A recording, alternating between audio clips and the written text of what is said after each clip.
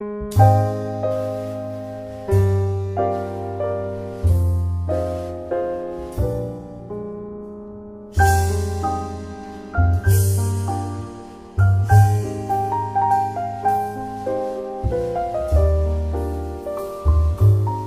en 1850 et mort en 1893 à Paris, Guy de Maupassant est l'un des plus grands écrivains français. Notre classe a fait tout un travail sur sa nouvelle, Confession d'une femme. Avant le résumé, voici les personnages de la nouvelle. La narratrice. Une femme qui était fort belle et qui est maintenant toute seule. Ce qui la permet de se confesser librement. Son mari. Le comte Hervé de Caire. Un homme riche qu'elle n'aimait point et qui manquait beaucoup d'intelligence. Le couple n'a pas fait un mariage d'amour, mais un mariage d'affaires. Paquita, la fille de chambre. La narratrice la considère comme une amie, elle avait 16 ans mais en paraissait 20. Le garde. Une sorte de brute qui est dévouée au comte jusqu'à la mort. Et enfin, l'amant de Paquita, qui a été tué injustement. Et maintenant, au résumé. Une vieille femme raconte pourquoi elle a été infidèle à son mari. Mariée depuis 1 an à Hervé de Caire, un homme qu'elle n'aime pas, elle habite dans le triste château familial de son mari au milieu d'un pays désert.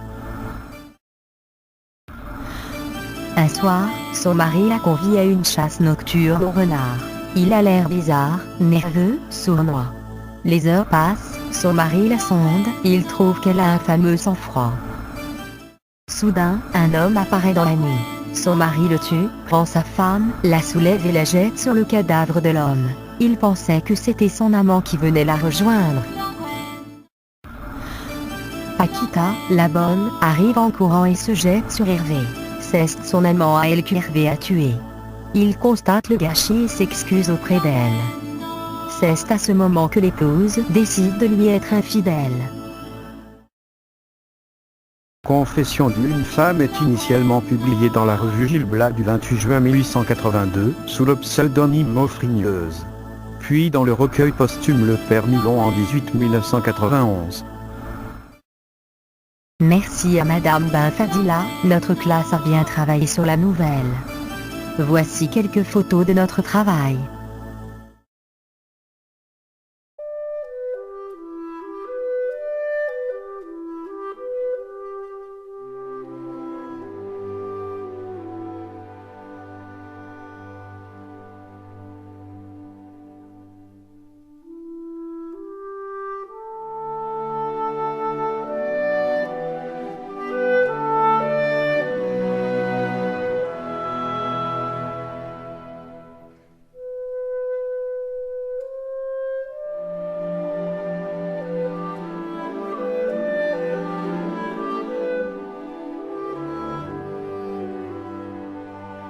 Merci d'avoir regardé.